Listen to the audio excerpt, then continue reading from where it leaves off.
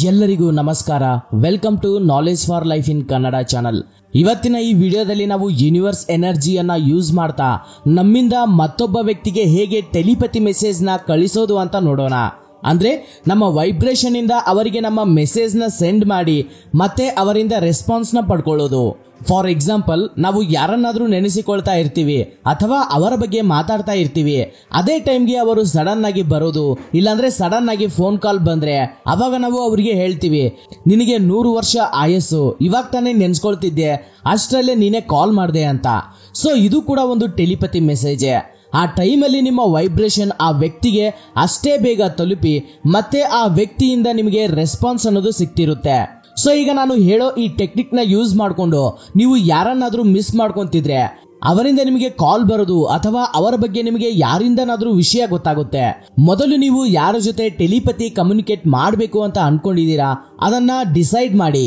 ಆದ್ರೆ ನಿಮ್ಮ ಕ್ಲಾಸ್ಮೇಟ್ ಅಥವಾ ಯಾರಾದ್ರೂ ನಿಮ್ಮ ರಿಲೇಟಿವ್, ಇಲ್ಲಾಂದ್ರೆ ನಿಮ್ಮಿಂದ ದೂರ ಆದಂತಹ ಪ್ರೀತಿ ಪಾತ್ರರನ್ನ ಕೂಡ ನೀವು ಇಲ್ಲಿ ನೆನೆಸಿಕೊಳ್ಳಬಹುದು.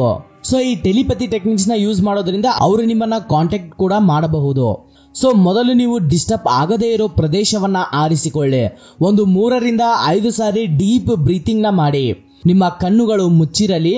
ನಿಮ್ಮ ಮೈಂಡ್ ಅಲ್ಲಿ ಬೇರೆ ಯಾವುದೇ ಒಂದು ಥಾಟ್ ಕೂಡ ಬರಬಾರ್ದು. ಈ ಟೆಲಿಪತಿಲಿ ಮೇನ್ ಏನಂದ್ರೆ ನಿಮ್ಮ ಕಾನ್ಸಿಯಸ್ ಮೈಂಡ್ ತುಂಬಾ ಕ್ಲಿಯರ್ ಆಗಿ ಇರಬೇಕು. ಅಂದ್ರೆ ಒಂದೇ ಒಂದು ಥಾಟ್ ಕೂಡ ನಿಮ್ಮ ಕಾನ್ಸಿಯಸ್ ಮೈಂಡ್ ಅಲ್ಲಿ ಇರಬಾರ್ದು. ಅವಾಗ ಮಾತ್ರ ನಿಮ್ಮ ಸಬ್ ಕಾನ್ಸಿಯಸ್ ಮೈಂಡ್ ಅನ್ನೋದು ಅಲ್ಲಿ ಆಕ್ಸೆಸ್ ಸಿಗುತ್ತೆ. ಆ ತದನಂತರ ಅದನ್ನ ಆಕ್ಟಿವೇಟ್ ಮಾಡಿಕೊಂಡು ಸೂಪರ್ ಕಾನ್ಸಿಯಸ್ ಮೈಂಡ್ ಗೆ ಆಕ್ಸೆಸ್ ಸಿಕ್ಕ ನಂತರ ಆ ಸೂಪರ್ ಕಾನ್ಸಿಯಸ್ ಮೈಂಡ್ ಇಂದ ಈ ಟೆಲಿಪತಿ ಮೆಸೇಜ್ ನ ಕಳಿಸೋದು ಈ ರೀತಿ ವರ್ಕ್ ಆಗುತ್ತೆ. ಸೊ ಇದೆಲ್ಲ ನಾನು ಡೀಟೇಲ್ ಆಗಿ ನನ್ನ ಪೇಡ್ ಕ್ಲಾಸ್ ಅಲ್ಲಿ ಹೇಳ್ಕೊಟ್ಟಿದ್ದೀನಿ. ಇವಾಗ ಬೇಸಿಕ್ ಎಷ್ಟು ಬೇಕೋ ಅಷ್ಟು ಮಾತ್ರ ಹೇಳ್ಕೊಡ್ತೀನಿ. ಸೊ ಯಾರಿಗಾದ್ರೂ ಕ್ಲಾಸ್ ಬಗ್ಗೆ ಇಂಟ್ರೆಸ್ಟ್ ಇದ್ರೆ ನೀವು ಪರ್ಸನಲ್ ಆಗಿ ವಾಟ್ಸ್ಆಪ್ ಮಾಡಿ ತಿಳ್ಕೊಂಡು ಕ್ಲಾಸ್ಗೆ ಜಾಯಿನ್ ಆಗಬಹುದು. ಸೊ ನಿಮ್ಮ ಮೈಂಡ್ ಅಲ್ಲಿ ಬೇರೆ ಯಾವುದೇ ರೀತಿಯ ಥಾಟ್ ಅನ್ನೋದು ಇರಬಾರ್ದು. ಬೇರೆ ಯಾವುದೇ ರೀತಿ ಥಿಂಕ್ ಮಾಡಬೇಡಿ. ಬೇರೆ ವ್ಯಕ್ತಿಯ ಬಗ್ಗೆ ನೀವು ಥಿಂಕ್ ಮಾಡಕ್ ಹೋಗ್ಬೇಡಿ.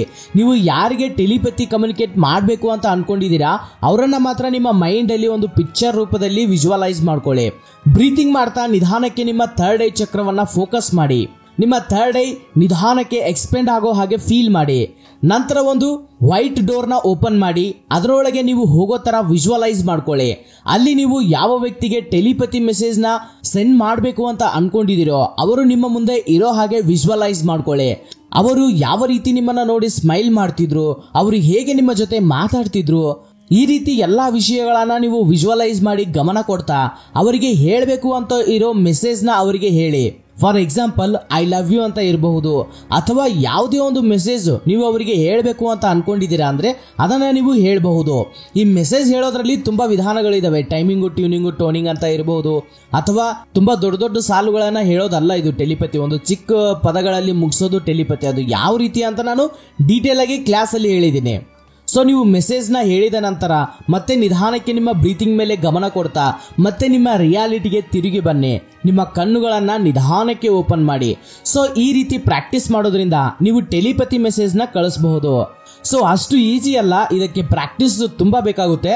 ಸೊ ನಿರಂತರ ಪ್ರಾಕ್ಟೀಸ್ ಮಾಡಿ ಅಂತ ಹೇಳ್ತಾ ಇವತ್ತಿನ ಈ ವಿಡಿಯೋವನ್ನ ಮುಗಿಸ್ತಾ ಇದ್ದೀನಿ. ನಿಮಗೆ ಟೆಲಿಪತಿ ಪರ್ಸನಲ್ ಕ್ಲಾಸ್ ಬೇಕು ಅಂದ್ರೆ ಸ್ಕ್ರೀನ್ ಮೇಲೆ ಕಾಣಿಸ್ತಿರುವ ನಂಬರ್ಗೆ ವಾಟ್ಸ್ಆಪ್ ಮಾಡಿ. ಕ್ಲಾಸ್ ಬಗ್ಗೆ ಡೀಟೇಲ್ ಆಗಿ ತಿಳ್ಕೊಂಡು ನೀವು ಕ್ಲಾಸ್ಗೆ ಜಾಯಿನ್ ಆಗಬಹುದು. Thank you for watching this video. ಜೈ ಹಿಂದ್.